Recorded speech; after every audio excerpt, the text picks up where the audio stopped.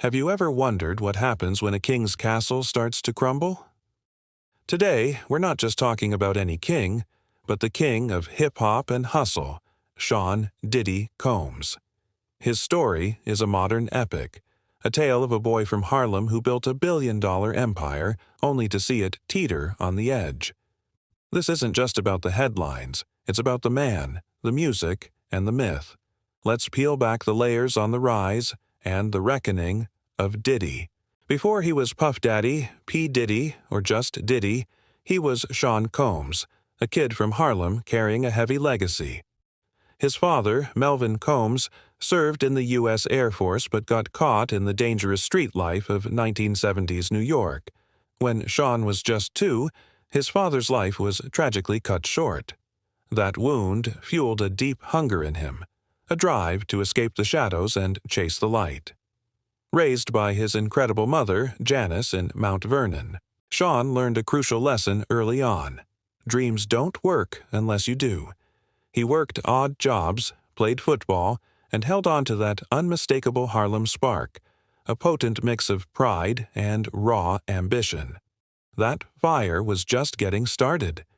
His journey then took him to the prestigious Howard University, and let me tell you, Sean Combs didn't just attend Howard, he owned it. His charisma was magnetic. The weekend parties he threw weren't just parties. They were legendary events, drawing hundreds of people who just wanted to be part of the energy he created. He knew how to build a vibe. This natural talent for promotion and energy caught the eye of the one and only Andre Harrell, the founder of Uptown Records. Harrell gave him an internship, a chance to learn the music business from the inside out. He absorbed everything: contracts, artist development, imaging, sound. At Uptown, Sean was instrumental in shaping the careers of future legends like Mary J. Blige and Jodeci. He masterfully blended gritty street rhythms with smooth soul melodies, giving birth to a whole new genre: hip-hop soul. But Sean's ambition was too big for any one label. In 1993, he made a bold move, leaving Uptown to build his own kingdom. And what a kingdom it was. In 1993, Sean Combs launched Bad Boy Records, and it wasn't just a label, it was a cultural revolution. He signed a charismatic young rapper from Brooklyn named Christopher Wallace, who the world would soon know as the Notorious B.I.G. Their partnership didn't just make hits, it changed the entire landscape of music. But Bad Boy wasn't a one-man show. The label was a constellation of stars: the soulful Faith Evans, the smooth R&B group 112, and the ladies of Total. Together, they crafted the signature Bad Boy sound, a perfect blend of street-level grit and champagne luxury, of raw swagger and heartfelt hope. Songs like Juicy and Big Papa became anthems for a generation. Diddy himself became an icon, appearing in music videos in sharp suits, a walking symbol of black excellence and entrepreneurial spirit. But with great success came great sorrow. In 1997, the shocking death of the Notorious B.I.G. sent a shockwave through the hip-hop world and shook Combs to his core.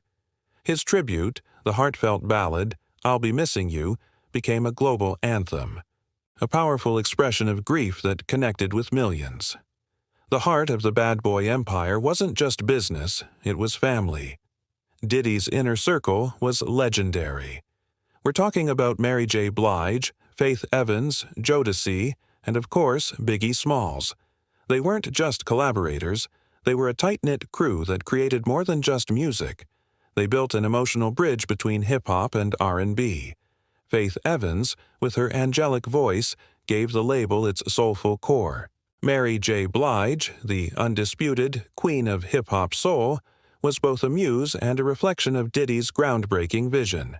They defined the sound of a generation that was learning how to dream bigger, love harder, and process loss through rhythm and rhyme. Their music gave a voice to the complex emotions of an era, creating a soundtrack that was equal parts celebration and vulnerability. It was a beautiful, powerful, and complicated family. As the new millennium dawned, Sean Combs wasn't content with just conquering the music world. He shifted into full-on empire mode. He wasn't just a record executive anymore, he was a cultural phenomenon. He launched the Sean John clothing line, which became a staple of urban fashion. He single-handedly transformed Ciroc vodka from an unknown brand into a symbol of luxury nightlife. He ventured into media, launching Revolt TV to give a platform to the next generation of artists and creators. He was the ultimate symbol of reinvention, the kid from Harlem who remixed the American dream. Magazines celebrated his Midas touch, and he became a blueprint for turning vision into a multi-industry empire. But the pressure of being at the center of a billion-dollar brand began to mount. Behind the glamour, legal battles, business disputes, and public scrutiny started to cast long shadows. The question started to linger. How much can one man carry before the weight becomes too much? Then came the 2020s, and the storms that had been gathering on the horizon finally broke. This decade marked the toughest chapter in Sean Combs' story. In early 2024, his empire was shaken to its foundation as he was charged with multiple serious offenses. The accusations sent shockwaves through the entertainment industry and beyond. The world watched as a highly publicized trial unfolded. By mid-2025, the verdict was in. He was found guilty on reduced counts and sentenced to just over 4 years in federal prison. The fall from grace was staggering. Even behind bars, the headlines didn't stop. In late 2025, TMZ reported an incident where Combs was disciplined for breaking facility rules involving alcohol. It was a minor infraction in the grand scheme of things, but it reignited intense public debate about power, privilege, accountability, and the long road to redemption. The king was no longer in his castle. So, where does this leave the legacy of Diddy Combs? Is this the final chapter? Perhaps not the end, but a profound and humbling turning of the page. History has a way of remembering icons for both the heights they reached and the depths they fell to. Diddy's story is now a complex tapestry of brilliance and controversy, of triumph and consequence. Whether he can emerge from this chapter reborn, or if he will be forever defined by his downfall, remains to be seen.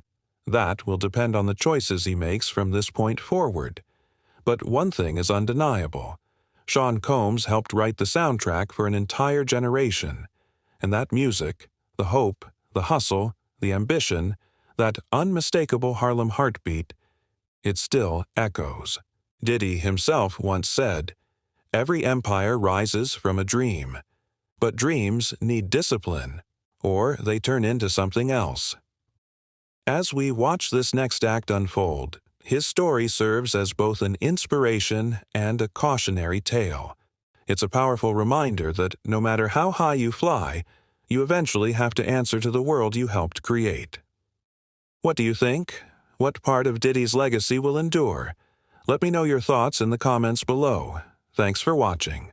If you found this story compelling, please hit that like button and subscribe for more deep dives into the figures who shape our culture. See you next time.